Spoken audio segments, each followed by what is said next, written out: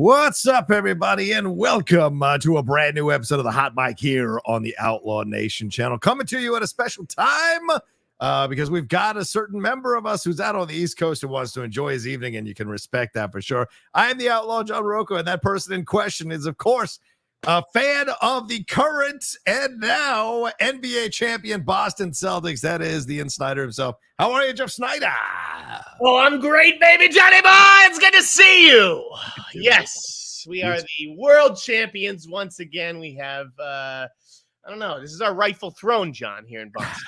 I guess 18 now. You've surpassed the Lakers, and I know a lot of Boston fans don't like to include the Minneapolis victories, but then I'll throw you Bill Russell. No one had Bill Russell when you guys are winning 11 championships, so it balances out. It balances out is the way I look at it. It was an amazing game, though, this week. Thanks to the generosity of my brother, I got to see the confetti come down in person. It was just an amazing, magical night. Nothing like it. Is that your first time being in the stadium when they've won a title?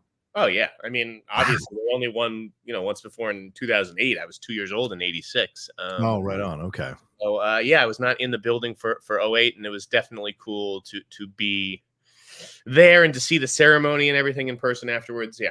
Yeah, that's great, man. Yeah. Priceless memory. What's that? Say that again. It was a priceless memory, Joe. Oh, I'm sure, brother. I'm sure. But it's fantastic stuff to see. I mean, I was cheering for them in 2008 because I was a big Garnett fan.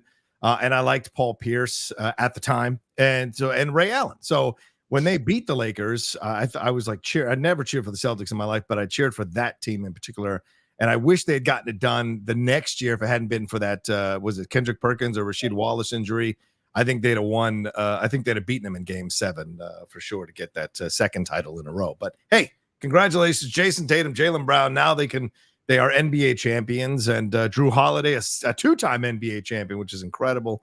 And shout out to Joe Mazzulla. Do you think Brad Stevens feels a little bit of, I know he's the GM, but still a little bit of regret, like, oh, this could have been my team I coached to a title? Or do you think he realized I hit my ceiling, I'll just go be a GM?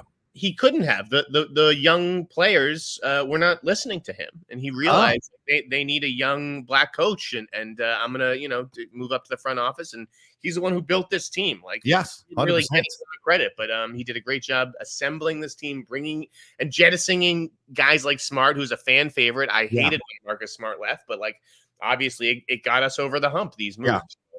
Those are the hard truths. Sometimes you have to accept that you have to make these moves. For sure. But yeah, we are going to be jumping into the world of entertainment. I just wanted to touch base with Jeff about the experience there, but we are jumping into the world of entertainment. A lot we're going to cover here on the Hot Mic today. Thanks to everybody who adjusted their schedules and is hanging out with us live. For those of you who are watching later because you couldn't adjust your schedules, we appreciate you madly for watching anyway. So we got so much to get into. Jeff, want to remind people of the Streamlabs Super Chats are open. You see the address there on the graphics. It's also in the description of the video for the Streamlabs, and send in your Super Chats. We will answer them as we go along in the show. But Jeff, we got to begin with the big story here from Justin Kroll. Jonathan Majors is set to star in the revenge thriller Merciless, which is based on an original screenplay by Frank Hanna. This is for the younger brother of Denis Villeneuve. That's Martin Villeneuve. And he's best known for his sci-fi opus Mars et Avril, which I've never seen. But this story follows a top CIA interrogator who, after the woman he loves is overtaken by a malevolent force, is forced to go even darker to defeat it. And this is produced by Christopher Tuffin, who, of course, got a lot of recognition for the massive overperformance of Sound of Freedom. So are you surprised by this? Does this make sense? And is this like this little niche that's being carved out in Hollywood with people who've been canceled all jumping into a bucket together, or people who are against the court of leftist, liberal bias opinion jumping into the basket together to make a movie and create movies from this point of view? What are your thoughts on this? I definitely thought it was interesting that this project hails from one of the people behind Sound of Freedom. Yeah. That makes a lot of sense. And yeah, he had like a whole quote about how he is, refuses that the company refuses to let the court of public opinion and selective prosecution undermine great art and artists. Now, exactly.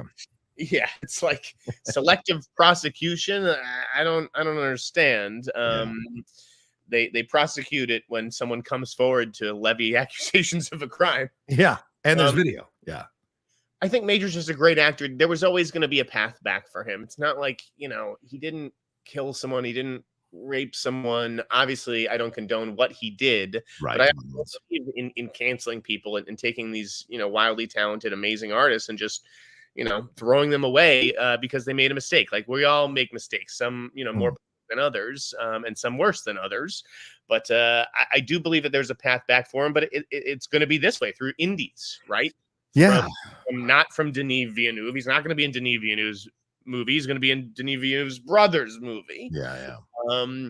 This sounds like a kind of, a little bit of a generic B movie, if you will. So it's not like the studios are lining up to work with him again. Right.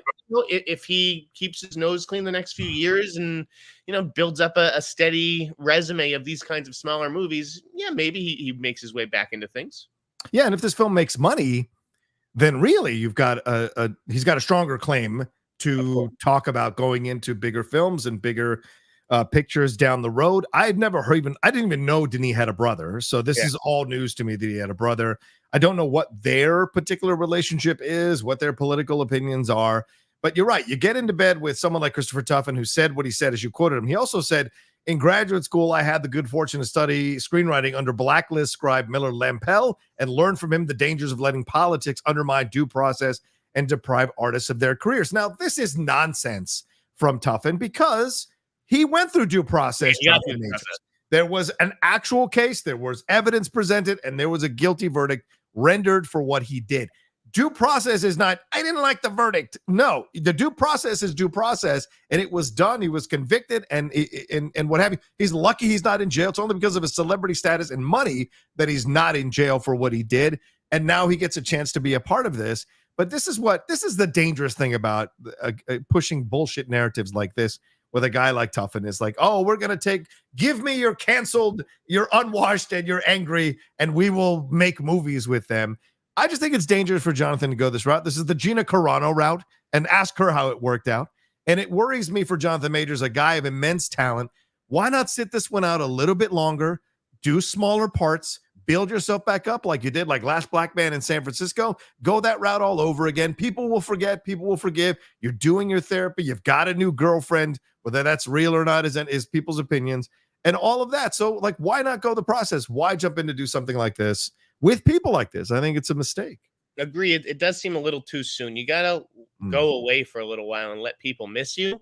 Yes. I think Shia did that a little bit. After Honey Boy and the whole situation there, you're right. Yeah. Disappeared for a little bit. And I do think that Majors is maybe rushing back. Yeah. But the guy wants to work. And this is this has already been a couple of years of his life or whatever. Yeah. So I understand wanting to get back on the horse, but you're right. You have to do good work if you are going to claw your way back. I'm not sure that this sets him up for that, but we'll see. Yeah. We'll see. But yeah, who knows? Who knows down the road how this will all turn out for him. All right, let's move on to something a little bit more lighter here, man. Spaceballs 2 has been greenlit, Jeff. You spoke about this in your newsletter. A Spaceballs sequel is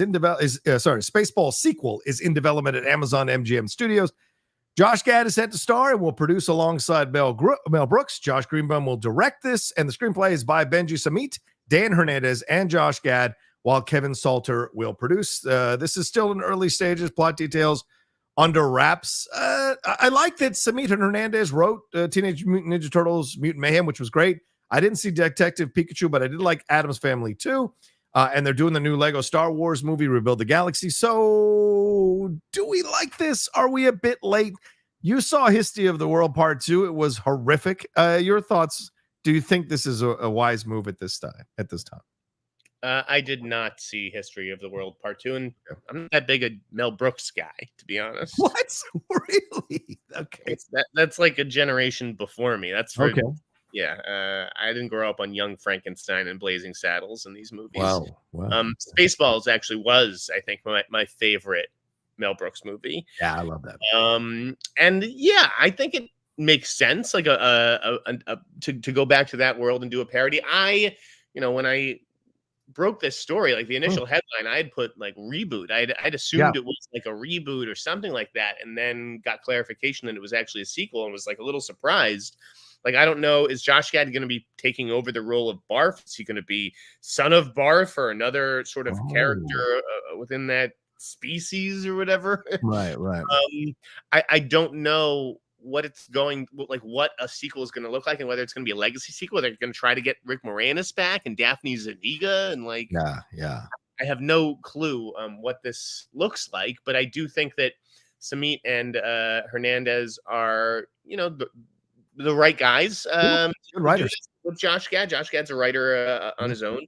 And then Josh Greenbaum is a director who I like. Like the Barb and Star was a creative comedy. I didn't love it, but it showed bursts of brilliance. And I did like Strays more than a lot of people. And I've also heard great things about that Will Ferrell documentary that he did, Will and Harper, that got a big deal out of Sundance. So like, I think Josh Greenbaum is talented. And depending on what kind of budget Amazon MGM gives him, like, I don't know, this could be a good bet. Yeah, I don't think this is a bad bet if this goes to streaming, right? We saw that with History of the World on Hulu, went straight to streaming. This is fine for streaming, right? Because, listen, no offense, no one's going to see Josh Gad movies. He's not putting butts in seats. Millions of dollars aren't being sold. No offense to Josh, a fantastic talent. But like, there's no way people are going to see a Josh Gad movie in Spaceballs. And I think he might be the son of Daphne Zuniga and Bill Pullman instead of Barf's son. So I don't know how that would work, but he could be playing a version, another member of the Barf species, maybe his son. It was the easy assumption. You're right. He could be playing the son of Bill Pullman and Daphne Zuniga, but yeah, because I mean it's a play on Jewish, right? Because it doesn't look Jewish, and so having Josh Gad come in as their son could be possible as a prince, maybe an arrogant prince who has to go on this thing, or a rebellious prince who has to go on this adventure. But I trust the writers. That's what I trust. And Greenbaum, I agree with you. That's a good director. These are damn good writers. Josh Gad's a good talent. Do I think it's a theatrical release? No, but a streaming release, absolutely. Knock yourself out. Have fun with that, and people I'm sure will watch because the curiosity factor. Because I do think Spaceballs is up there in the top 3 of Mel Brooks movies. Absolutely. What if it was a Mel Gibson movie? Mel Brooks is involved in this as well. He's a producer, so I can't imagine that he's going to let them put out a terrible follow-up. I feel like this will be worthy, but you're right. I think streaming is the right home for this. Look at, Beverly Hills Cop. Is that a theatrical release before it hits Netflix? Or no? I don't think so. I think it's just coming out in July because I've watched the recent press tour. He hasn't mentioned a theatrical release. So, right. I think these sort of follow-ups to 80s movies, streaming feels like the right home for them. Unless you're Tom Cruise, of course, then you can follow up your 80s movie in a different way. And speaking of 80s movies, let's move on to our next thing here, man. Miles Teller is apparently in talks, or has signed on rather, set to star in An Officer and a Gentleman reboot. For those who don't remember, because this might be a little bit before Jeff's time as well, Officer and a Gentleman is a film that pretty much announced Richard Gere right after American Gigolo. I remember when it came out, it was a massive deal. Deborah Winger was a fantastic young actress at that time, and then who had come off of Urban Cowboys a couple years earlier. And then you had Louis Gossett Jr. winning the Best Supporting Actor Oscar, first black man to ever win the Best Supporting Actor Oscar. And this is an incredible film that still holds up, and Up Where We Belong is still a damn good song from Joe Cocker and Jennifer Warren. So, and listen, this is not Miles Teller's first time roaming into the 80s, as we just mentioned Top Gun Maverick, but also remaking Footloose. So This is an interesting thing and career decision for him to go back to the military, just like he did recently with Top Gun, but also back into the 80s, as I mentioned with these last 2 movies he did a remake of. So what are your thoughts on this? Do you like this idea? Do you think it works nowadays? I like it, but it also feels like, maybe this is why they cast him. Like it feels close to Whiplash, right? Yeah, kind of. Yeah. Good point. That's what I posited on the newsletter is like, if you really want people to like show up, like, do you just do a Whiplash reunion and hire J.K. Simmons? Oh my God. You just yell at him for another 2 hours. I don't know if the racial thing is, really important to that dynamic in that movie. I had thrown out, I think Mahershala Ali. Oh my God! His name. Someone else threw out like Coleman Domingo's name. Ooh, he could be a good sergeant, drill sergeant. And then there were 2 white guys that we had an idea for, Jamie and I. Oh yeah. Could you see Ben Affleck as the instructor? I think that'd be an interesting and curious choice to have Affleck. I think in no way they're going to move away from a black drill instructor. Right. I think it'll be black guy too. Right. I think Coleman is a great choice. Just where he's at right now, career wise, and the look and the energy and the vibe of him, I think would be really interesting. And if maybe, and people get upset about this because Coleman is gay, if you have him be a gay drill sergeant, that could be really interesting as a commentary on the military. So I don't know. There's many places you can go with it, but I like that idea. Did you see the gay military movie, by the way, that came out a couple years ago from A24, where Bokeem Woodbine was like the? Oh no, I did not. I should see that one. Okay. Yeah, wasn't he the drill instructor? The other guy, for the drill sergeant, who's the most intense actor in Hollywood, or one of them? Tom Hardy. Tom Hardy is the most intense actor I've ever seen. Who would you want to put up there? We were thinking Christian Bale. Bale as the drill sergeant. Yeah, that's possible. And the age difference would work, I think, from where Gere and Louis Gossett were at. So yeah, I could see Christian. Oh, right, The Inspection with Jeremy Pope. That's what that movie was called. Anyways, I like this idea overall for An Officer and a Gentleman. Right, a very good movie, but not one that, like, it's not untouchable. Right? No, I agree. There's a way to modernize it. And Miles seems. I think Miles is a fantastic young actor. So we're focusing on the drill sergeant, but you got to look at the love interest. I mean, it's Deborah Winger. That was a great role for her. Her and Gere had incredible chemistry. That was, people forget, Deborah Winger in that late 70s, 80s to about 85, 86, mid 80s, she was a killer, man. She was incredible. So who would you get to that level? And please, let's take Anya Taylor-Joy out of the conversation. Who else would you want to put? They already have a movie coming out, Miles. And oh, that's right. That's right. The sci-fi movie. Right. I don't know. Maybe someone like Phoebe Dynevor. I don't know. Oh, Kaylee Spaney is a possibility, don't you think? The brunette, younger, back and forth with her, that could work. I could see her playing like working class. Yeah, absolutely. In a small town. I don't know. We don't need to fantasy cast the whole thing, but in general, I like the idea. Was there a director name for this? I forget. Not that I saw. So it's still a little bit in the process of it happening. So I think it's a good move for him. It's just a matter of like, if he knocks this out of the park and knocks Top Gun as a 1-2, because I thought the Footloose thing was kind of half and half. I think it'd be great for him to be looked at for this kind of thing, revitalizing these kinds of things. Good movie. I watched that movie a couple years ago because I'd never seen it, and it was worth the hype. Hell yeah, it was, especially that twist at the end, which is fucking heartbreaking, man. All right, let's move on to a classic filmmaker. That's Francis Ford Coppola.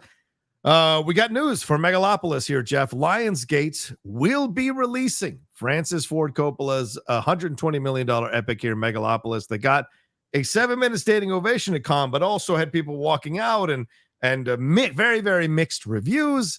But this is now going to happen, and it's going to come out in September. So we're not that far away, brother. September 27th. It is coming out this year under Lionsgate. Lionsgate, we did a little bit of a deep dive on Lionsgate. They've had a few Oscar nominations, man, for Best Picture and all these others. It's not a bad studio for him to land on, or distributor rather, for him to land on, because you'll still own the movie. Your thoughts on this? A good pickup from Lionsgate. Again, this is a studio that has always taken chances, right? That's in its DNA, essentially. Whether that's Crash or Saw, or there's just countless examples of them pushing the envelope. This movie had already, Francis had already done a deal with IMAX, right? Yes. Right. They were already planning to release it in IMAX no matter who the distributor was. Right. Like Lionsgate already has a movie coming out on that day, the Halle Berry movie, Never Let Go. I thought they were going to have to move that to accommodate this acquisition, but that's not the case because, they're aimed at totally different demos. I think that this is it made sense to me because Coppola has had a relationship with Lionsgate. They handle the home entertainment releases for like all of his, when he recuts his movies and stuff like that. Right. Yeah. Apocalypse Now and what have you. Yeah. Right. So he trusts Adam Fogelson. Fogelsen's also betting on the Michael Jackson movie that a lot of studios probably wouldn't touch with the 10-foot pole because of various controversies. So it's like Lionsgate, they're taking chances, they're taking risks. I don't know that they'll necessarily be rewarded on this one because it doesn't look like a great box office bet, but I'm sure that Francis is helping to cover some of the marketing costs. I don't think that Lionsgate would have done this deal if they were just all on, if the $40 million marketing cost was all on them. Right, right. Yeah, I mean this, and I think this is a way also sometimes, you know this, Jeff, of course, having covered the studio, the town for decades.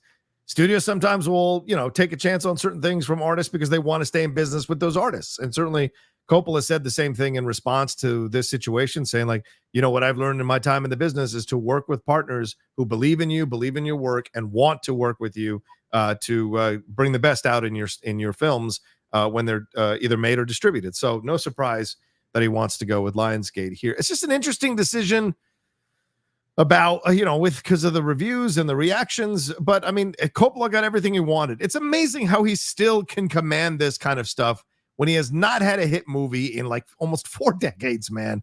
It is kind of mind blowing to me that he can still command this kind of respect and this kind of like reaction from a studio. It's crazy. I mean, the movie looks visually interesting, which might be enough to get some people into the theater. I don't know if Driver is like a butts in seats kind of star yet. Right. But yeah, there's a curiosity surrounding Coppola's name that, like, The Apprentice, as Anna Motion points out, Lionsgate hasn't bought The Apprentice, the Donald Trump movie, but like that doesn't have the same thing. Like, who wants to spend 2 hours with Donald Trump and Roy Cohn, like as Roy Cohn teaches him how to be evil? Like, it's not quite the same thing as a new movie from Francis Ford Coppola. So I understand why The Apprentice is still looking for distribution in an election year. No, the thing with Tommy, why are you watching? Get the fuck out of here, Tommy. If you have problems with the channel, you have problems with me, you have problems with what we're doing on the show, buddy, don't come back. Just go away, buddy. Nobody needs you. Nobody needs you, my man. Go criticize all you want, financial support, whatever. I'm paying my bills. I got a nice bank account. Tommy, I got a feeling you're still living with your mom and you're barely making ends meet. So please don't even come at me. I'm good and I'm doing well and I've got some good money, son. You don't need to be criticizing all of this nonsense here on this channel. I'm so tired of people with their sad lives, pathetic existences, coming in here and saying bullshit on these commentary. It's just so sad. I'm sorry your parents fucked you up. I'm sorry you didn't create a great life for yourself. But don't come in here trying to stomp on me to make yourself feel better, because it ain't going to work, buddy. I got a beautiful girlfriend. I got great friends, lovely shows, and the channel is doing well, and I'm making money. So you can send me money, Tommy, though. Kiss my ass, you fucking piece of dog shit. Anyway, this situation here, I think, is a fascinating one with Francis Ford Coppola and Lionsgate. And look, in the end, it could be a fascination thing where people want to go into the theater and see this thing.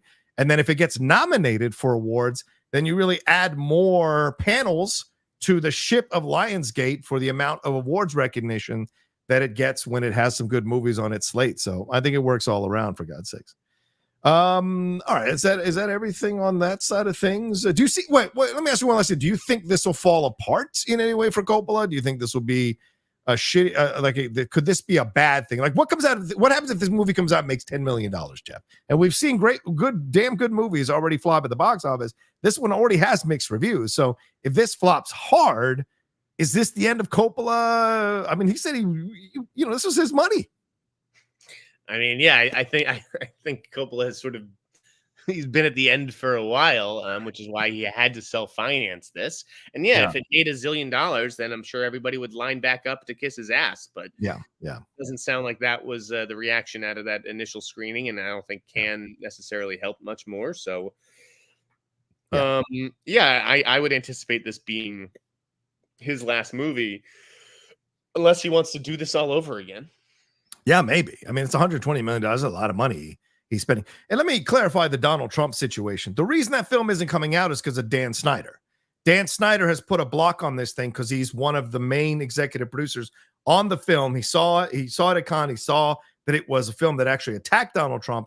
And now he is stopping it coming out in America. He is stopping it. He will not allow a deal to go through. And because he is one of the main executive producers, that was part of the deal, is that he would have to approve it being distributed. It's being distributed internationally. It's not being distributed in the States. So it's not that Lionsgate doesn't want to put it out. It did apparently get a deal with Tom Ortenberg's Briarcliff Entertainment. Right, but it's not being distributed he's stopping it from being distributed. He won't allow it to be distributed in the States. And he has that as part of his deal. So I think he will allow it, just maybe not before the election. You're right. Fair point. Yeah. He doesn't want it, which is of course to me, corrupt as fuck, but whatever. All right. Anything more on this situation with Lionsgate and with Coppola? Anything we want to say? No. Okay. All right. Let's move on. Oh, actually, let's take a quick break because I want to jump into these bigger stories that have longer conversations about them. Keep your Streamlabs and Super Chats coming. We'd love to answer them as the show goes along. We'd appreciate it. And we're going to take a quick break. And after this, we'll jump into some Armie Hammer news right after this.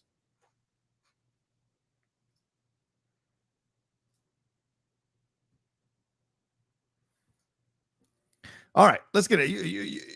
This is an interesting situation here with Armie Hammer. Let's get into this, Jeff. He is speaking out about the allegations of cannibalism, sexual misconduct, and the accusations of rape that upended his career 3 years ago. He was on a podcast here, the Painful Lessons podcast, that is hosted by his good friend, Tyler Ramsey. And he states it at the top of the episode. And then he says that he has gratitude for everything he went through. Talks about where was it? The Cayman Islands somewhere. Must be hard to vacation on the Cayman Islands from all of this stuff. Talks about almost killing himself, swimming out there and drowning, all the standard stuff. And he says that he's learned a lot of lessons here, and that he's ready to come back, and that he knew that it was a bad power dynamic in all these relationships. If you watch that House of Hammer documentary, this all rings like bullshit, but Jeff, what do you think? The House of Hammer documentary. Who put that together? Fucking what are you talking about? I'm talking about stuff that's in the house. What do you mean? Did you watch it to even criticize it? Dude, this is a garbage fucking trash cable documentary. Did some big documentary filmmaker direct that? No, I don't think a big documentary filmmaker made it, but I don't know. I can take a look though. Go ahead. Fucking the House of Hammer. Come on. What do I think? I think that Armie Hammer, he didn't need anybody. He's not a cannibal. So, okay. So what are we talking about? So there were allegations of abuse. The LAPD investigated those allegations. Yes. They didn't bring any charges because there was insufficient evidence. Yes. In fact, the first accuser who leveled the rape accusation, she had enlisted Gloria Allred as her attorney. Yep. Gloria Allred dropped her as a client because the woman refused to testify under the threat of perjury. Right, perjury. So now, I've seen enough SVU episodes to know that doesn't mean anything. Just because someone says, "Oh, well, I'm not going to testify under oath," doesn't mean that they're lying. Right. But at the same time, did you ever see Thought Crimes, John, about the Cannibal Cop, the documentary about the Cannibal Cop? No, I didn't know there was a Cannibal Cop. Thought Crime? No, I didn't. Thought Crimes, amazing documentary. Okay. Absolutely, highly recommended. It's on HBO from David Carr's daughter, Erin Lee Carr. Right. And it was it's just you can't be found guilty of things that you're thinking of doing. Mm-hmm. Okay. There are a lot of weird fucking kinks and fetishes in this world that I don't really understand. Okay. But as many people who fetishize cannibalism, there's a whole bunch of people who also fetishize being eaten by a cannibal. Mm-hmm. I'm telling you, there's someone for everyone out there in this world. So, do I think that these women? I mean, I have a hard time with some of these allegations. Why? He carved his initial into my leg. Well, did he hold you down and carve it into you, or did you let him do it because you wanted to maybe impress him or go along with because you wanted to be in his orbit, and then you had regrets after the fact? It's shit. This was really hot for a night with Armie Hammer, but now I have a fucking A on my leg for the rest of my life. I have a hard time believing that some of these things weren't consensual. There's also something called consensual non-consent, which is a huge thing that a lot of people get into. Not me, not my cup of tea. So it's just when we're litigating people's sexual picadillos and things like that, I don't know. I just felt like he was kink shamed. What did he do? Okay, so this is why, you want to shit on the House of Hammer documentary. They go into all the text messages that are put up on the screen, the back and forth between him and these women. You got them? You read them. Okay, you read them. And you think... Look through my phone and you'll see a million text messages of me texting Stephanie saying, "I want to eat your face." Now, if she screenshotted those texts and put them online and says, "Look, Jeff Sneider, he says he wants to eat my face. Jeff's a cannibal." What? That doesn't look good, but that doesn't mean that that's actually what that text meant. Yeah. Here's what I'll say to you on that end.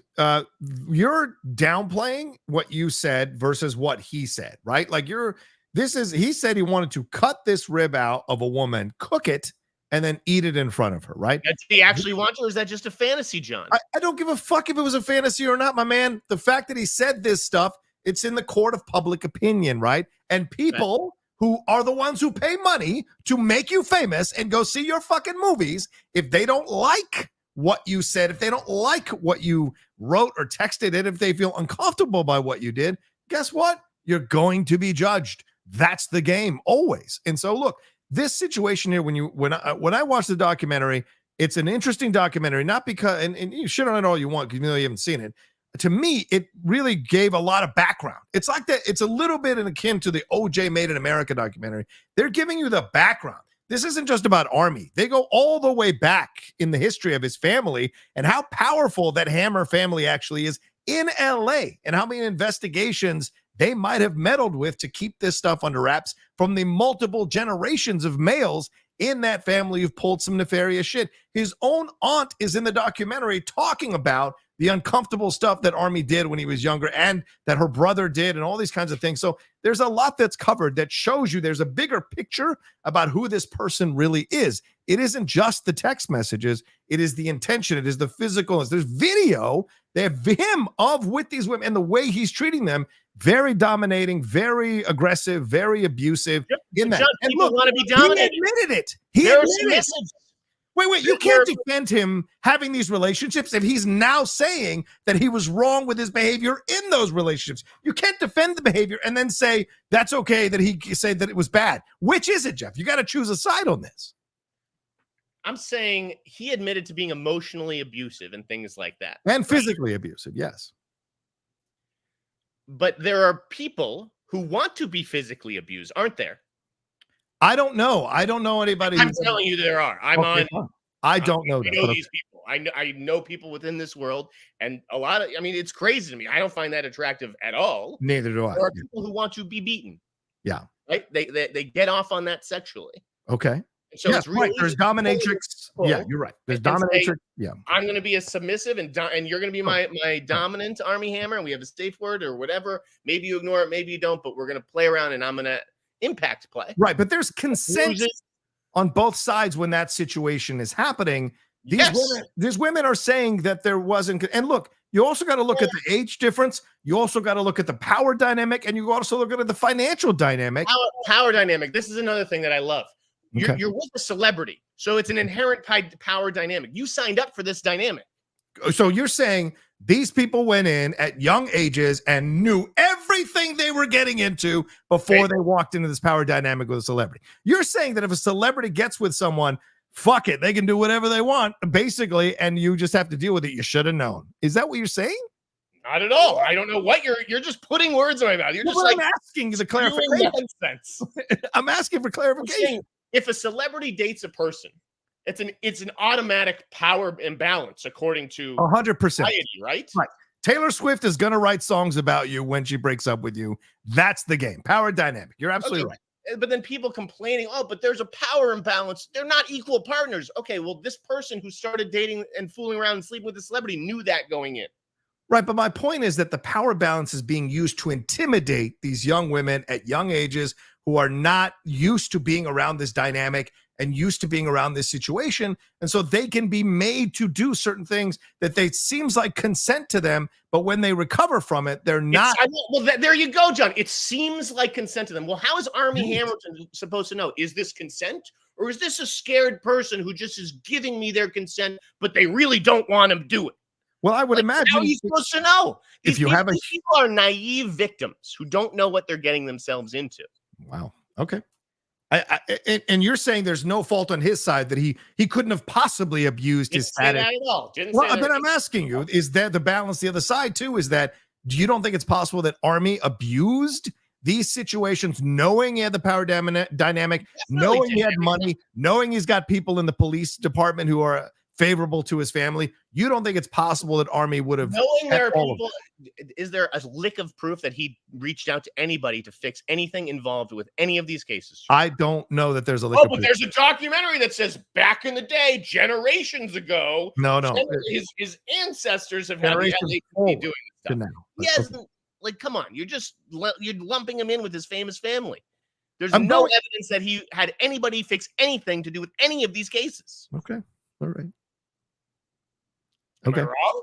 He seems like he's been cut out of his family, so I don't really understand how he's cut off from the family, but he's wielding the family's influence to do his bidding. He's not been cut off from the family. He was never cut off from the family. He's been set pretty well financially from his family. I'm saying one aunt knew that this was wrong and what was going on and what the issues were, and no one else has come out against him from the family. So ultimately, it's going to be up to executives to decide whether they're going to hire him, and the audience is right. It's not on us to say whether he deserves to work again, but I look at what he's done or alleged to have done, and I don't see anything other than like a kinky guy who's probably a sex addict and got carried away. Certainly hurt some women.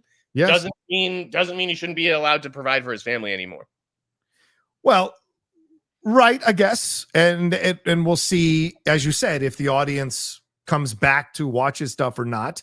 He says he's got nothing in motion except he's co-written a script or something that he might put on the table. But yeah, at the end of the day, it's the court of the public opinion that's going to decide whether this guy gets to be an actor consistently in big movies again, or if he's just going to be, straight to DVD shit for the rest of his life. I don't know. And Majors is a wildly talented guy. Yes. If Hammer is the kind of guy who Hollywood's like, well, okay, if the audience thinks you're a fucking creep, then I can just replace you with some other, handsome 6 foot guy. He's a good looking head of the quarterback of the high school team, basically. Right, exactly. I think he's a decent actor, but I don't think he's like, some huge talent. Mm-hmm. And so sometimes I think that you may have to be a huge talent to come back. You may have to be a Kevin Spacey. Not that Kevin Spacey should come back or will come back, but he has a talent that Armie Hammer does not. Yeah. I don't know. I was talking about this last night with my sister-in-law who was very passionate about it. And she's like, well, imagine being his co-star and being forced to work with him. Right. Yeah. Well, it's like, well, how is it any different than working at the timeshare in Bahamas and being forced to work? Like, there's no island to send these people. Like, they have to go back to their work after these controversies eventually. Wait, I don't understand the connection. How do you make the correlation? Can you explain that a little bit further? She's saying if you're a co-star of Armie Hammer's and he gets cast in a movie and you think he's a creep, you don't want to be around him. You don't want to have to do press tours with him and all that stuff. Yes. You shouldn't have to be put in that position. Right. And so that's your choice, right? So she felt like he should never be able to act again. And we're like, okay, well, he's got to do something. So if he's going to go sell timeshares in the Bahamas, there are people working in that office too. You think they have a say? Well, and I think you're right. I see your point now. And it's about the should is the aspect of it all, right? Because I mean, a person's got a right to earn a living no matter what the accusations are. Look, Louis C.K. has been just fine since all of that stuff happened because he sold his comedy specials multiple times through his website. He's been able to work, right? Armie can work, and she can say he shouldn't or what. That's a personal opinion, but actually in the real world, in the free market system that we have, he has a right to ply his trade. If nobody shows up, then he's not going to make any money, but he has a right to do it. Yeah. And that's really all I'm saying is that looking at these accusations, these seem like bad sexual encounters that went sideways and people had regrets after. Yeah, I don't agree with you in that at all. I think he abused these women and purposely preyed on insecure women with low self-esteem that he knew he could manipulate because he's always done that his entire life, probably from what I saw, from what I've read. It seemed like this is a power dynamic that turned him on. The ability to have these people be dependent on him, be wowed by his social status or his fame. And so he could talk them into doing these things that they normally wouldn't do with anyone else because of the overwhelming energy of him forcing them in. And look, you've never been a young woman in the presence of a powerful, rich, famous man who's good looking like he is and might talk you into doing things you wouldn't normally do or might regret doing later. That is absolutely right. I'm a young man who's been in the presence of beautiful women and had them talk me into things, doing things that I don't want to do. Maybe not sexual things. What would be the other things? I don't know. You ever bought a beautiful woman a piece of jewelry because you're just so, oh my God, she's just so beautiful. Oh, thank you so much for this beautiful necklace, this beautiful bracelet. And that's it. Then goodbye. Yeah, that's... It's not the same as having someone brand their initials on your body, Jeff. Those are the games that you're playing. I don't understand. It's like he takes out the knife. He comes over. He's like, I want to carve my fucking initial into you. Right? What do you do? If you lay there and let him do it, then that seems consensual. Or it's he put his arm around her. You don't get a perfect A on your leg. Or maybe she's resisting, and is eventually worn down because he's just browbeating her about it, and they're in an abusive a codependent abusive relationship, Jeff. That's very to me. I put the fault on him because he's older. He should know better, and he shouldn't be enforcing his rule. I mean, we're veering into Harvey Weinstein territory. We're veering into these territories. We're really not. Men of power abusing situations and browbeating people into situations to get what they want. It's not illegal, okay? You can. At the end of the day, you either go against the browbeating or you give into it. Browbeating is not an illegal thing. So it sounds like these women gave into it. It's not illegal, but it's certainly their own weakness. It's certainly morally questionable. I don't know about weakness. I think that's a bit far, man. All right. Anyway, well, we've talked about enough of this. So let's move on from Armie Hammer. Let's get into Ben Affleck and Matt Damon. They have a next movie coming where they're going to be working together. This is really interesting, Jeff. They're attached to star in this thriller called R.I.P. Not R.I.P.D. R.I.P. with Joe Carnahan writing and directing. Affleck had starred in Smoking Aces that Joe Carnahan directed. You and I are both big fans of Joe Carnahan, Narc, Cop Shop, number of things that he's done over the last few years. But this is an interesting combo. I didn't think Carnahan was still in consideration for directing films with Affleck and Damon because we've seen him directing. Get rid of Tom. I want him out of here. Tom? What's Tom doing? Tom 341. Oh, okay. All right. Fine. Ban user and delete comments. All right. Sorry, Tom. You're out. All right. Go ahead. Okay. What do I want to know about what? About the Damon Affleck movie? Yeah. Damon and Affleck under Joe Carnahan's direction. Do you like this combo? And were you surprised? Because, Carnahan at this point isn't directing big studio feature films anymore. He's directing some good movies. I'm not going to deny that because both of us are big fans of Joe Carnahan. But, it's been a bit since he directed a big studio feature. So were you surprised by this? Because, I liked Cop Shop, Boss Level.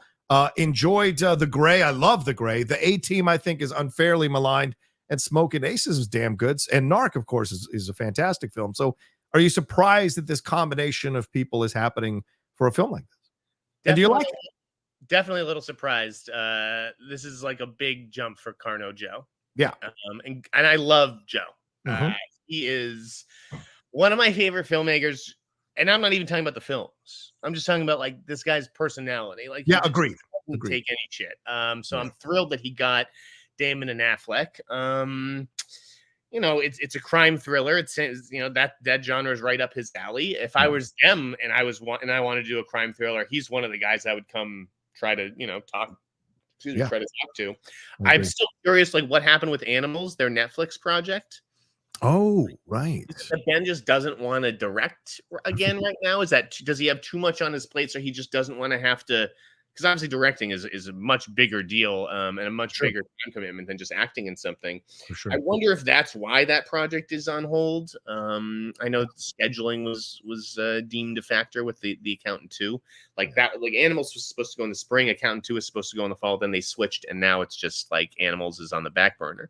Yeah. I wish I knew a little bit more about like the plot of this movie, Rip. Yeah. But I do like the three of these guys working together.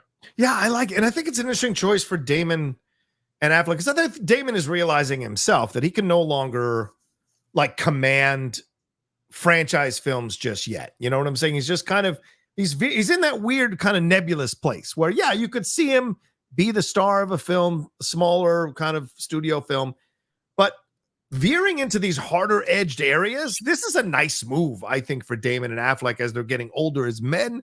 This, what is a harder edge thing I can do? What's the thing that's gonna kind of challenge me as an actor? And being under Joe Carnahan's role. And by the way, Joe Carnahan, there's this contingent of Hollywood that works and makes tough guy movies right now. And when they're really good, like Cop Shop or Boss Level, you're really excited if you love those kinds of movies because they're very reminiscent of those Schwarzenegger, Stallone, Van Damme movies of the 80s. When those things pop up and they work, those are so much fun. So to have Affleck and Damon maybe veering into that territory, for me, excites the fuck out of me because these are two tough guys from fucking Boston, man. I love the idea.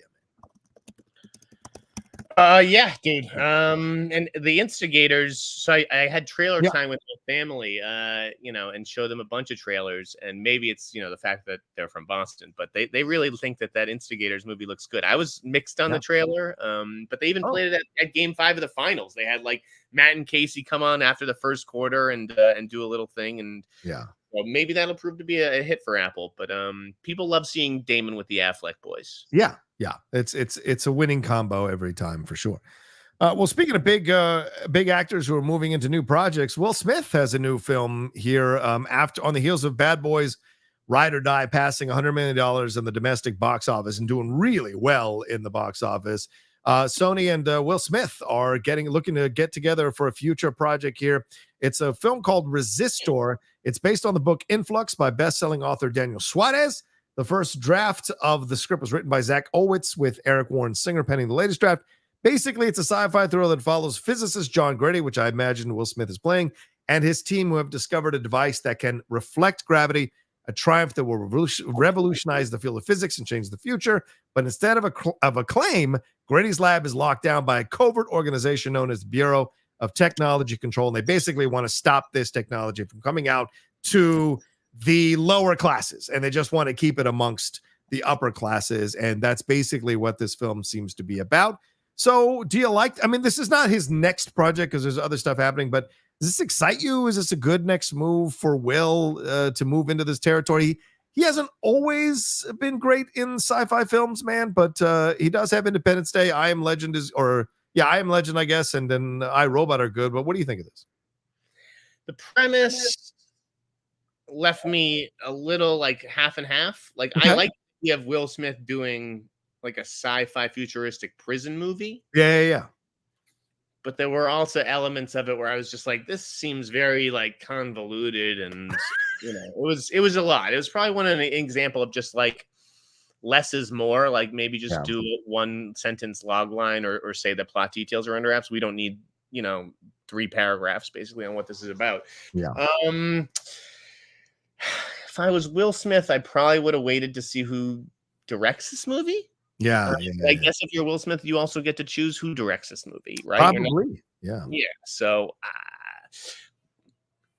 but yeah, it's tough to judge this movie without knowing who's behind the camera. Right. Like Sugar Bandits, once they got Stefano Sollima, I was a lot more excited about that project because I think that he's a pretty good director. He did the Sicario sequel, and he did I think it was 000. So yeah, it's just. I understand wanting to go back to the Escape Artist guys because you have like a long relationship with Todd Black and them. And I think if you're Sony, you want to stay in business with Will because you just saw that audiences don't care about the slap. Like Will's doing great. So it's a good bet, but let's wait to see who steps in to direct. Yeah, and it's a film it's clearly going to have commentary on technology and on what's going on in our society, and then also the commentary of intellectuals keeping something from everyone else. So it's an interesting film in the way that it feels topical to what people are arguing about in the pop culture nowadays and what have you. So I think it could work, but I'm with you. It feels a bit convoluted. So maybe this script, which apparently motivated this push to get it signed and get it in motion, has stripped away a lot of the convolution, and it's like much more streamlined in its approach. So we'll see. But I agree with you. We're done with the slap, for fuck's sake. Let's move. Everybody needs to move on.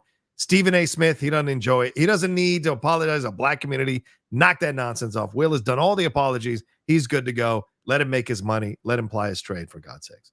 All right, let's move on to this other thing. It seems to be the episode of Problematic Dudes, but Mel Gibson was at a live event here, and he said that he will. I'm gonna bring this up so you guys can watch it.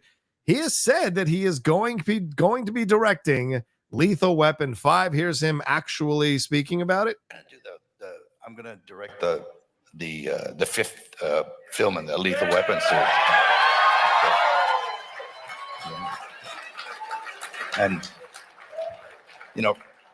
Richard Donner, who did the other 4, sadly passed away, and he's a good friend, and he kind of tasked me with carrying the flag home on that one. So I find it'll be an honor for me to do that.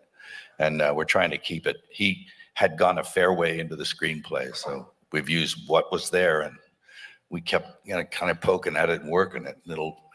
I'm pretty happy with it. It's good. I had a lot of fun doing it. So Jeff, there it is. He says he's doing it. Do you believe he's doing it? And do you think he's lockjaw chewing Brillo pads at home? Because what's wrong with his voice and what's wrong with his overall demeanor? Your thoughts on this? Is it bullshit? Is he really doing it? Yeah, I don't see this happening. Wow, he said he's doing it. He said he's doing it. Why would you say it if you're not doing it? I don't understand. What the fuck would people say? Wow. I just said he's not. I'm Jeff Sneider. He's Mel Gibson. Who the fuck is he? Well, he's a big star, Jeff. Do I think Mel Gibson's directing? So, do I think Warner Brothers is financing $100 million movie from Mel Gibson? Is that what you're telling me? No way. No way they're putting more than 50 to 60 to 70 million into this if they're doing it at all. I don't see them doing it. Is Danny Glover in this movie? I don't know. He said he wanted to come back. Do you want to come back under Mel Gibson's direction? Although he's a great director. There's a lot of trouble. I don't see this happening at all. I think if it did happen, Warner Brothers would have to sell the rights to Netflix or to Amazon. Oh, so you think go to streaming? Just like Beverly Hills Cop, just like Paramount did. I could see that.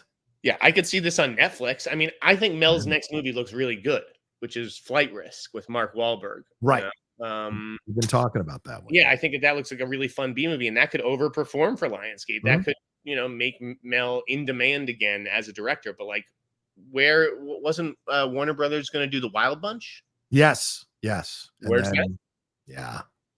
Yeah, dude, Warner Brothers ain't fucking making $100 million or $75 million Mel Gibson movies. No one cares about this. No one wants this. No one wants him in it. No one gives a shit about Danny Glover.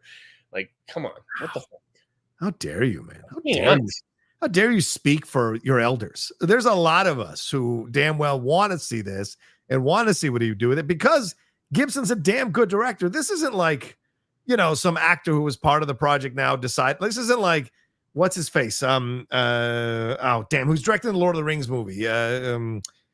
Him coming in to direct that Gollum movie. It's with a bad track record. Gibson has directed some incredible films that have been Oscar nominated, Oscar winning. So the idea that he wants to direct this, I think, is actually kind of exciting. I don't know if he would. I don't know how he's 11-5. It's not like he's making the next Apocalypto here. Hey man, how many people saw Bad Boys 4 doing as well as it's doing, and it's making a lot of money hand over fist? So this may be you may be off on this. Maybe Warner Brothers is looking at this as a possibility. $70 million film. You're one of the people leading the pushback against the canceling. So why would you have an issue with him getting a chance to do this movie? And I don't have any issue with Mel Gibson. Mel. But let's pretend. Why don't you think it could be successful? Because we've seen these films coming out within franchises with a bit long in the tooth that do make money. So you don't think it's possible? No, I don't. Bad Boys Ride or Die was a sequel to Bad Boys for Life, which came out 2 or 3 years ago, whatever the fuck it was. It's still Will Ferrell and Martin Lawrence from a thing from 1995, dude. No one has seen Lethal Weapon since the mid-90s. Kids today have no idea what the fuck it is. They have no idea who the fuck Danny Glover is, and they have been taught not to like Mel Gibson. So I don't think that this will happen, knowing what I know about Warner Brothers and that regime. Okay. And that is my professional opinion. So Mel, they can tell you all they want that it's happening, but I'm telling you, it will never happen unless they sell this franchise to a streamer. Jeff says, over his cold, dead hands. You can pull Lethal Weapon out of his cold, dead hands. I hope it happens, but I think what you said is as spot on, Jeff. It feels spot on going to a streaming service. A Lethal Weapon 5 on Netflix or Prime Video, that would be a lot, or even Hulu, that would be a lot of fun to see what they could do with that. So that makes more sense. But maybe they see that if the script is really great and Mel directs an incredible film, then maybe they're rethinking the situation by the time it comes around. So who says? Speaking of budgets, real quick, we got to talk about this, man. The budget for the Russo brothers, and speaking of Netflix as well, and Netflix is The Electric State is reportedly at $300 million. Now, Jeff, I come to you for this because sometimes it's easy to go, why are they spending this much money? But you also sometimes have some unique perspectives on why studios choose to spend a certain amount of money with certain people and not on other things. I saw other people going, wait, we can't get another Mindhunter, but we can get this, or we can't greenlight another thing, but we can spend $300 million on this. What is your analysis of this situation? This film is starring Millie Bobby Brown, Chris Pratt, Ke Huy Quan, Giancarlo Esposito, Anthony Mackie, and Brian Cox. Your thoughts on the $300 million budget for a Russo brothers film? I mean, I again, that movie was probably greenlit at that price a while ago. Yeah, exactly. Okay. At a time when like they were still like making movies like that. Yeah. No movie should be made for $300 million. None. Don't care if it's Avengers 6. Don't care. Yeah. So this movie is not going to make that money back. Okay. All right. Fair. So you think, okay. All right. Fair point. I don't think so either. All right. Let's take a quick break, Jeff. And on the other side, we'll talk this Crystal Lake stuff and do a Donald Sutherland show. Maybe we'll get to your Streamlabs super chats as well right after this.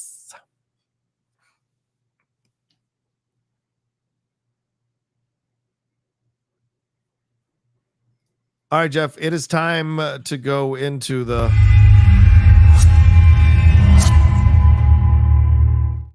let's talk about the horror stuff going on here. The Crystal Lake situation here. The Wrap did an incredible write-up on all the behind the scenes of what went down with this Crystal Lake TV show. Of course, we learned in May that Brian Fuller had departed the prequel series that was being done by A24 for Peacock. He said it was reasons beyond our control. A24 elected to go a different way with the material. The Wrap article broke down that there were issues going on behind the scenes with the writers, with the production executives, with the showrunners, with other execs, and then the costs that were ballooning out of control. And that they think, but at the end it says that it looks like they're still going to go forward with this. So do you think this is just a cursed project and they should just be buried, or do you think this should come out of the water and be seen by people? I think this sounds like the coolest fucking project. Even with all the drama behind the scenes? What does the drama have to do with anything? It could lead to a shitty product. I think it is a very, very cool idea. Okay. And Fuller was a great hire. But yeah, like, you know, when you hire Brian Fuller, you're going to get Brian Fuller. And that means, you know, for better and worse. If he sticks around, you're going to get Brian Fuller. Well, I mean, he's notoriously, you know, a little difficult. And obviously the budget went way past where everybody felt they were comfortable. The thing that they have to do here, I mean, and I just keep coming back to, why did they make this deal with Peacock? Like, what? This makes no sense. Yeah, why on Peacock? No sense from like a branding perspective. Like, there's just nothing. Yeah. Why would this audience follow the series to Peacock? If they could undo that somehow and make this for a different streamer, like it would go up 20 points in my book. Yeah. What, like Prime Video or even Paramount Plus? Do you think that would be on the edge there? Where do you think that? Well, yeah, what would be what Shudder? Where would you want to see this? I mean, Netflix. like Netflix or Hulu or Max. Like, you know, you do another HBO series. Like, that's where you can push boundaries. Like fucking Peacock. That's the home of The Office, dude. Yeah, no, I don't disagree with you, dude. This doesn't fit at all. Max. I agree that, like, you know, it sounded like the production executives are going from like these small A24 movies to now like an $80 million TV series, and like that's a different ball game. I don't know why. Fucking episodes are so expensive. I mean, obviously I think it's gonna look gorgeous, but like, you're shooting at a summer camp. That's all it is. Each episode, they said 9.6 million, just to clarify for people who didn't read the article. That's a lot. That is a lot. Of course it is. It is. Yeah. I mean, for a fucking show set at a summer camp, with why there even need to be like visual effects? Yeah. I mean, do shit practically. And you're paying like a bunch of young camp counselors who are probably mostly unknowns. You only have to pay for one piece of talent, really. Like, why the fuck is this so expensive? So I think those are all good questions to ask. Drew did a really good job with the article. Yeah. And I did like that he mentioned that Nick Antosca is on the list to replace Fuller, because I think Nick Antosca would be a great choice. From Hannibal, yes. Yeah. Right. Worked with Fuller on Hannibal, but has also done shows on his own. Has that, dark creative energy, and knows how to bring shows in at a price. Yeah. And he'll stick around, which is what you want, really, if you're going to move on from someone. So tonight, God, the day's already almost fucking over. Yesterday, I spent the day on the beach, and I spent most of the day thinking about a list for who should play Mrs. Voorhees. Ooh, so interesting. This is going to drop either tonight or tomorrow on the news. Okay. And it's an interesting list. I spent a lot of time thinking about it, just as I did for John Gacy. Right.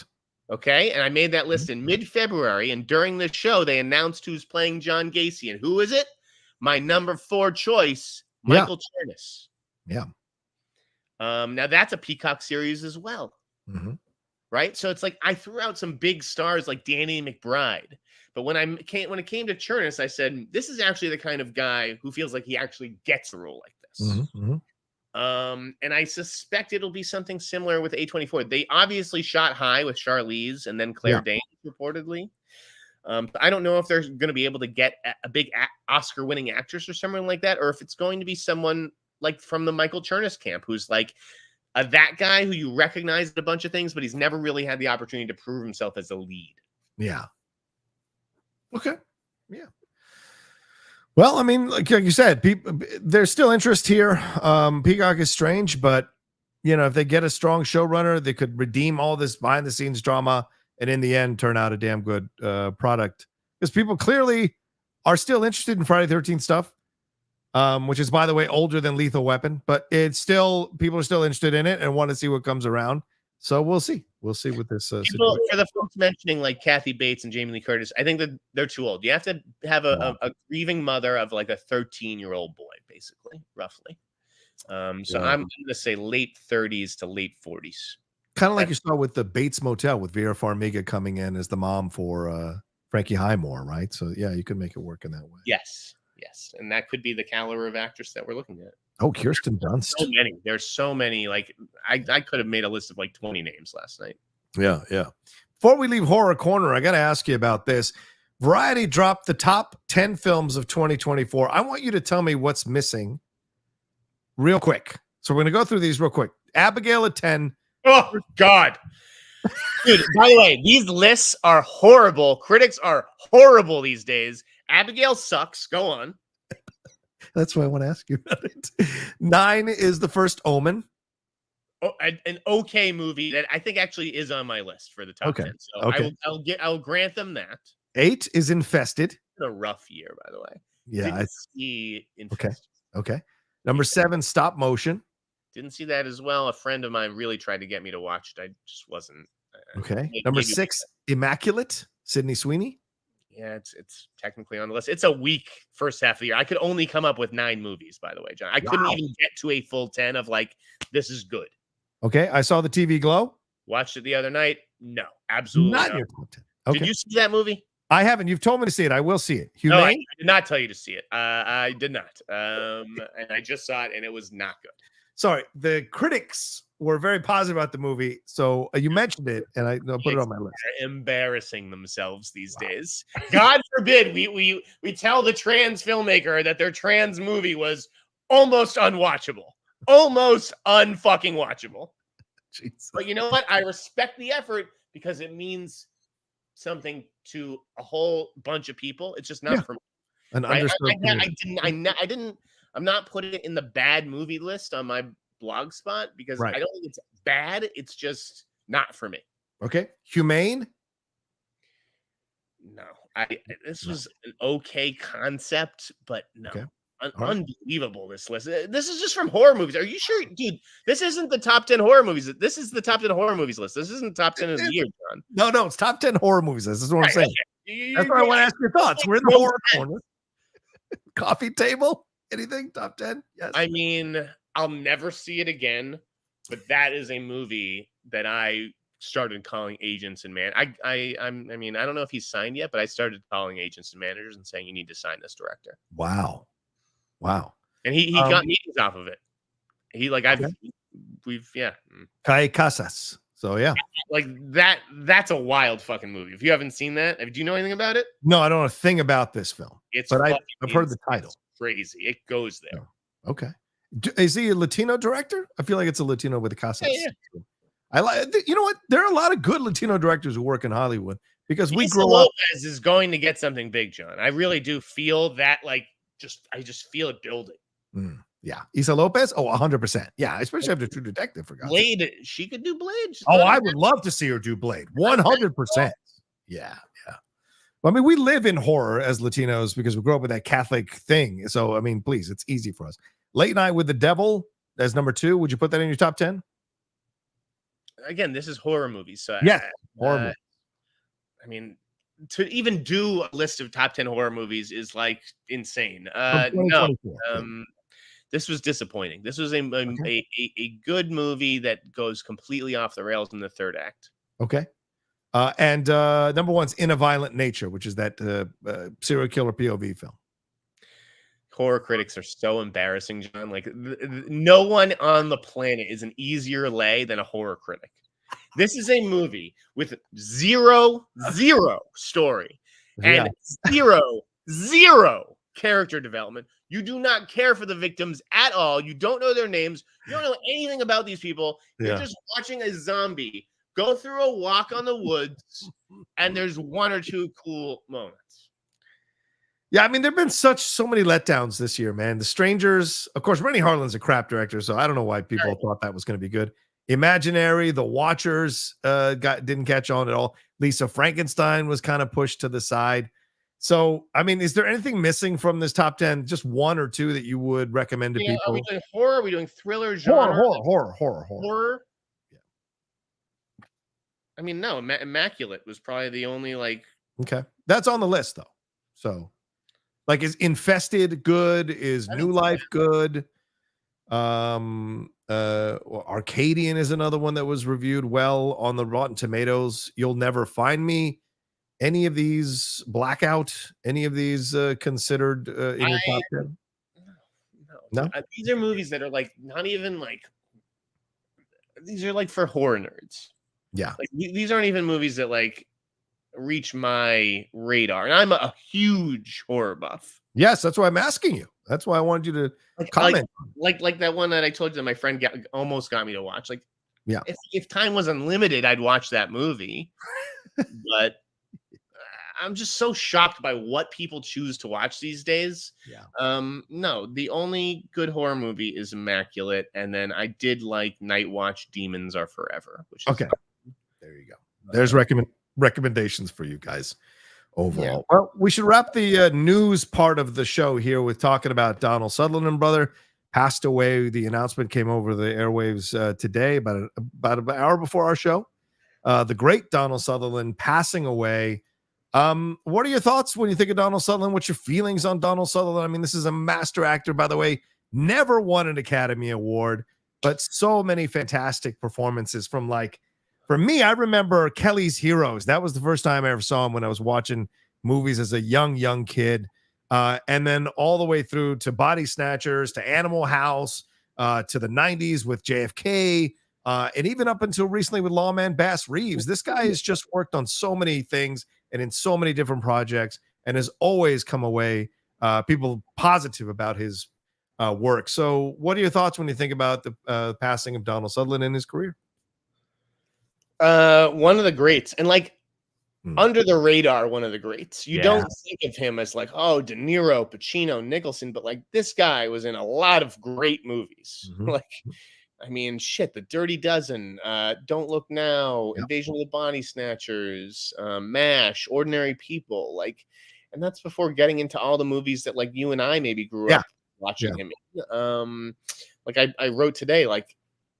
I know it's crazy to say this, given his filmography, but I love him in A Time to Kill. Like that's the movie. Oh yeah, I saw when I was 12, and it's one of my favorites. And it's a small role, but he comes in and kills it for a few minutes. So I mean, he leaves behind an incredible legacy, not just on the big screen, but like with his children. Yeah, Right. right. And he Kiefer has two and- yeah. kids who are actors, two kids who are producers, Yeah. and then Rogue, who is like one of the biggest agents at CAA. Yeah. So the Sutherland family has their fingers, all over Hollywood. And yeah, but Donald, like, it was a life well lived, like Kiefer said it. Like he called his father one of the best actors that there ever was, and I don't think that's hyperbole. I think that he actually earned that distinction. I agree, because I mean, look, I saw a lot of Donald Sutherland growing up. I'm a little bit older than Jeff, so like I got to see stuff like that with him, whether on VHS or actually at the theater. And there are so many forgotten great films that he was a part of from that 80s mix that hardly anyone talks about. Yet he always delivered fantastic work. And then when he started playing these smaller, I mean, hell, Blown Away, right? I'm sorry, a Backdraft, when he is playing the guy who was obsessed with fire and De Niro is questioning him. That's a fantastic scene. That's an electric scene. And then you watch him in JFK, and to me, that's the apex of him as an actor. The way he can, in an 18-minute monologue, he has you transfixed as he's taking Costner as Garrison through everything that happened behind the scenes, in a fictional thing there. But I thought it was a fantastic performance. So yeah, just always being great. And then would pop up on comedies, very funny in comedies, had this kind of relaxed grandfather, cool uncle vibe to him that never went away with him as an actor. And it just always loved when he popped up and stuff. And so it's a life well lived. Absolutely. 88, great time to go. Phenomenal legacy, no drama or real big controversy, and being a part of a few Oscar-winning Best Picture films. You can't argue with that legacy for sure. So he will be sorely missed. So yeah, Space Cowboys. I love watching Space Cowboys. 4 great older actors having fun and reminding you why you love them or why your parents loved them when they were at their peak. So yeah, absolutely. I just watched Citizen X a couple months ago, for which he won his Emmy. That's right. That's right. I forgot about Citizen X. Yeah. So great stuff. So sad that he's passed on, but certainly a fan. Oh yeah, Italian Job playing the dad, Charlize Theron's dad. Great in that opening. Oh, we remember that one, don't we? True. And of course, Clute and Ordinary People, both fantastic Oscar-winning films. So yeah. All right, well, there we go. Let's get into some Streamlabs super chats here, Jeff. Let's roll on through these and get on out of here. I know you've got stuff to get to, like your newsletter. Elusive Rock says, sometimes I think about sharing my opinion on Star Wars, then I fill my Nikes with Legos and go jogging instead. Growth, LOL, Acolyte isn't great, but the loud reaction is too toxic. Yeah, Jeff, you're not a Star Wars guy necessarily, but I don't know if any of this stuff has kind of pierced even your wall or your bubble to see the drama that's going on here between these between the fighting fans of Star Wars. It's very toxic. That's what's going on out there. Has any of this pierced your bubble? Nope. In one ear, out the other. I turned down the hearing aid. I just what are they saying about the Acolyte? What is wrong with it? Is it too woke? Is it too what? Right. One set of fans claims that it's too woke or too too many people of color. It's it's got a LGBTQ agenda, and they claim they're defending the legacy of George Lucas, which is comical considering how many times George Lucas has changed his mind, messed with canon, adjusted things. But they claim they're fighting for the George Lucas legacy. And the other side is enjoying the show, but also pointing out that there are criticisms with some of the screenwriting and some of the pacing and some of the direction, legitimate criticism, which I think is fair. But like, there's one side invested on destroying it and destroying Disney Star Wars, and another side that's pushing back with overt positivity. So it's an interesting place to be in right now. And there have been death threats at people who run these websites, posting death threats. Like Wikipedia has received, their editors have received death threats, people telling them to kill themselves, people saying they're going to find them and kill them. So it's just gotten out of control for something that's fake. It's all fake. It's all fake. It's all fictional. I think we actually need one of us in the community to be murdered. Just oh God! Really see how serious are these fans? How far are they willing to take it? Because there's just so many death threats. I don't see anybody actually following through. Jeff, don't encourage that. What is wrong with you? It could be a colleague of yours. Here's what I do. Hopefully it's me. Put me on my misery. Please. Here's what I do, John. I get into the Star Wars and I get out. I go find out what's happening. I break the news and then I leave. I don't watch these fucking shows. I don't care about any of this stuff. And that's what makes me a better reporter, is that I just don't care. Yeah. I mean, I just think there's legitimate criticism. Go ahead and criticize it. We criticize it when we're doing our reviews. There are criticisms, but the overt criticism, the personal offense type of narrative is just exhausting. It's so exhausting because these characters aren't real. The film isn't real. These places aren't real. None of this is real. It's just fun to be a part of this, and let's have fun conversations, but people take it so seriously, man. Tyler Schoon says, super sticker. Thank you, Tyler. Appreciate that. Nice picture there with you and your lovely lady. Ty says, I'm really happy for Majors. The comeback begins. All right, Ty. I don't know if it begins, but we'll see where it goes. Dennis Hoffman says, love the show. What's next for Adil and Bilal? Another Bad Boys or Blade or G.I. Joe / Transformers? Jeff, you're going to have a different answer than I will, but your thoughts on what do you think is next for Adil and Bilal? It's not going to be Blade. No. Are they going to do another Bad Boy? They're going to do Bad Boys 6? Probably. Will's already talking about it. So. Jesus Christ. I don't know if Martin can hang on for another one. I mean, I guess that you do bring back those guys if you do another Bad Boys movie. I don't know why you wouldn't, but yeah, if you're Lorenzo de Bonaventura, sure, I'd try to enlist them for G.I. Joe Transformers. I don't know who you think you're going to get that's going to be better.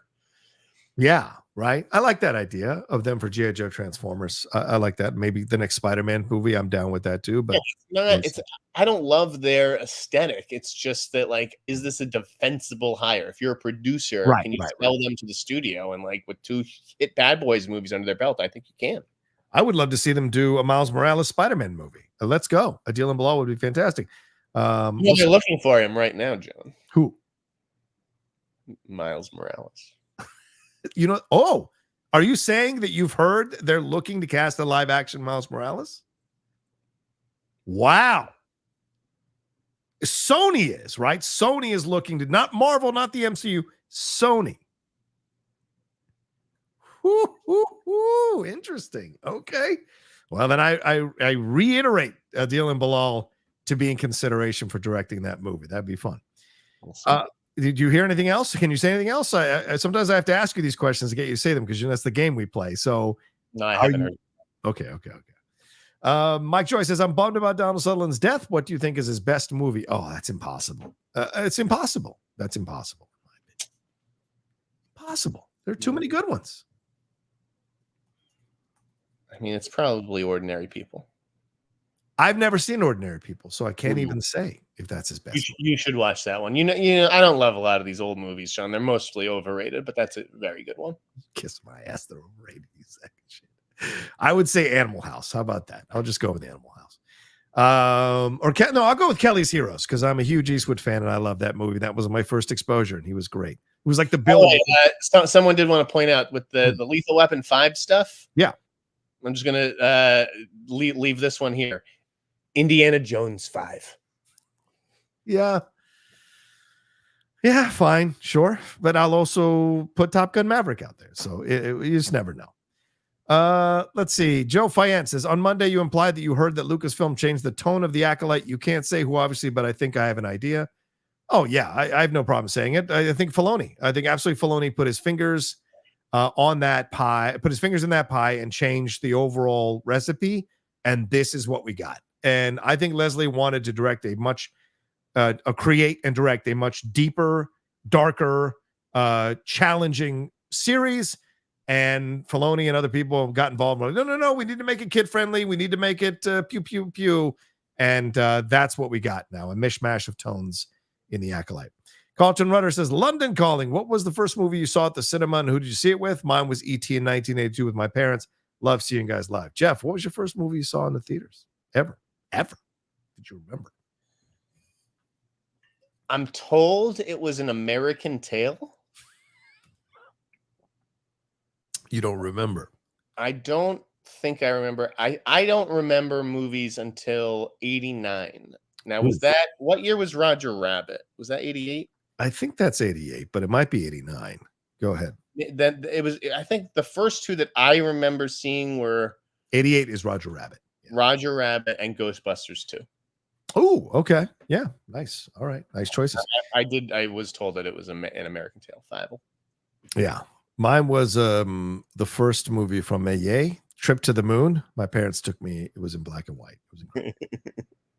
Samo said, thoughts on Sony buying the Alamo Drafthouse, and y'all think that we will see more companies, for example, Amazon buying movie theaters like in the early Hollywood. Yeah, we didn't talk about this last week. So, Jeff, what are your thoughts on this? Do you think Sony buying the Alamo Drafthouse is a massive step forward here? What do you think this means? Or is it just, a one-off here? I don't really know what the fuck is going to happen. I mean, obviously AMC is like, in heavy debt. Yes. A lot of studios are.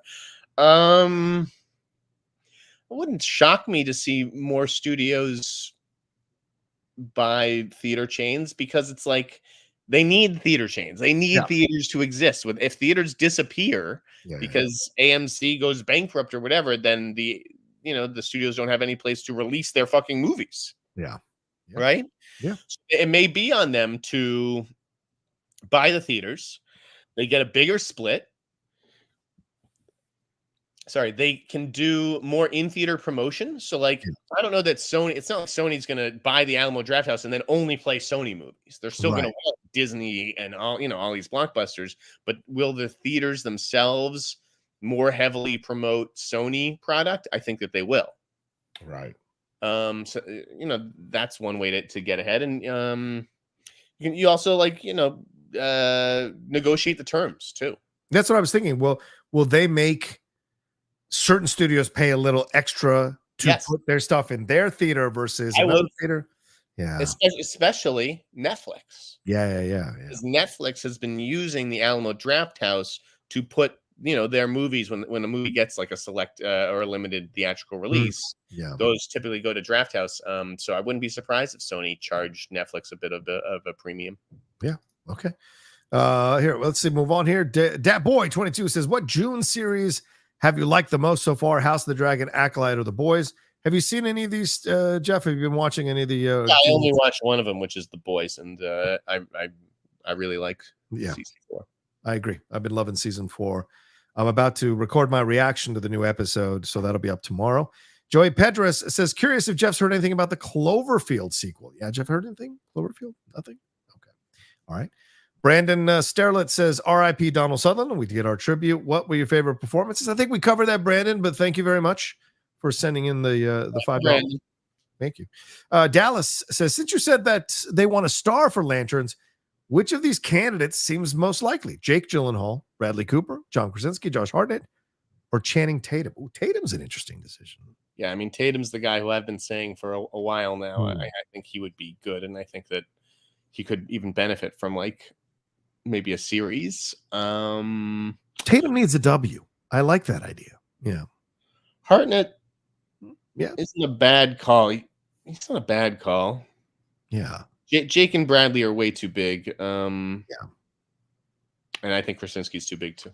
Yeah. I think Hartnett or Channing is a great choice. I like that idea. Yeah, it's not that Channing isn't big, but it just makes sense, I think, for him. Yeah. A role like that. Lights, camera, super action. Good to see you again, buddy. He says, there must be a short list for Dr. Doom by now. Is Bardem or Fassbender on it? By the way, watching number 18 in TD Garden must have been priceless. Congrats, champ. There you go. That it was. I have not heard any names for Dr. Doom. I don't really feel like Javier Bardem would be a good Dr. Doom. Yeah. No, no, not really. It depends on the story they want to go with. Are you going to do the love triangle or not? If you go the love triangle route, I don't really see Bardem as the love triangle type of person. So I don't necessarily accept that. But if you go with a darker edge, as he did in Skyfall, I think it could be interesting to have him. So it depends on the story for me. And Fassbender, I wouldn't do him either. He's already done Professor, or he's done Magneto. I don't know. Yeah. Goopy G says, have you all seen Long Legs yet? It's fantastic. Jeff, did you see Long Legs? I have not, Goopy G, but I'm going to send this super chat to Neon and the publicist and say, well, how come I haven't seen Long Legs and Goopy G has? Wait. Mr. Penguin says, do you think James Gunn will follow the Batman casting and will cast a A-list star for Batman, or will it be more unknown for his Batman? Love the show. That's a good question. He said this week that the Batman Part 2 script supposedly is done, and Matt Reeves has told him it's done. We got a new trailer for the Penguin today, which I thought was fucking excellent.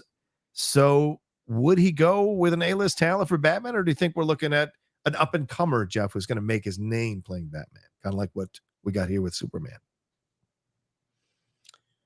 No, I think you need a name for Batman.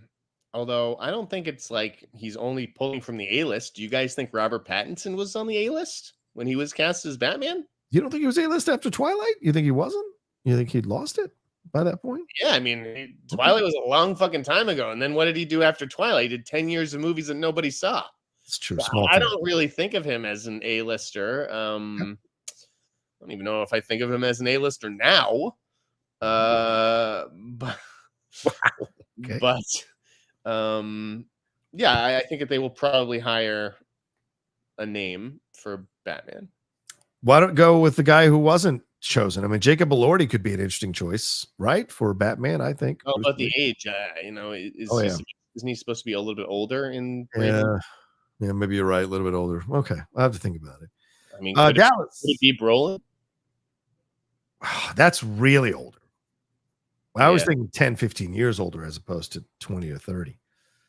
Dallas says, will King Bach play Booster Gold? I don't know. I don't know anything about this. So, anything, Jeff? No.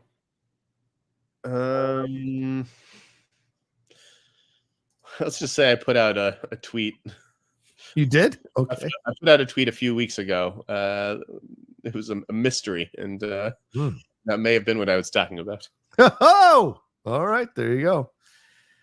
Mike Joyce says, Jeff going to party at the Celtics parade. Yeah. What is it? Tomorrow night, or what are you doing? Are you going? Nah, it's tomorrow. I can't do the. I'm not going to do the parade. No. You old bastard. You old bastard.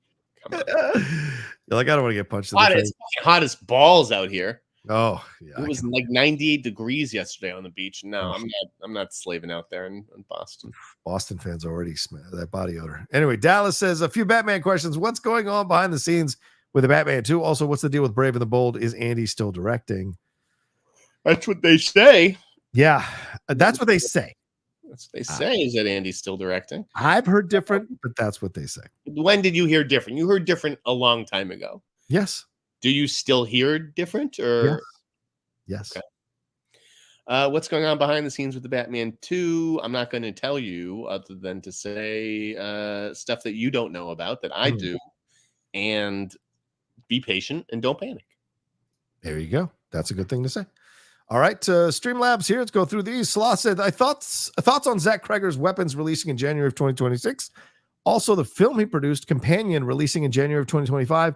And with Mickey 17 releasing in IMAX next January, are studios more comfortable putting big films in January all of a sudden? Or is this still the dumping ground, Jeff?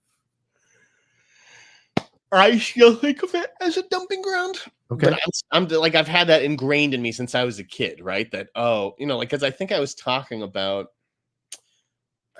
Amazon, right? It was about the Channing Tatum movie Blink Twice. And I said, that's coming out end of August. Like, I think that looks good, but like release date has me a little nervous. And they're like, why? I'm like, end of August? And they're like, what's wrong with that? I'm like, really? Like, you don't know, like, January, end of August, these are kind of like dead zones. And movies that get slotted there, it's like basically just being led to slaughter.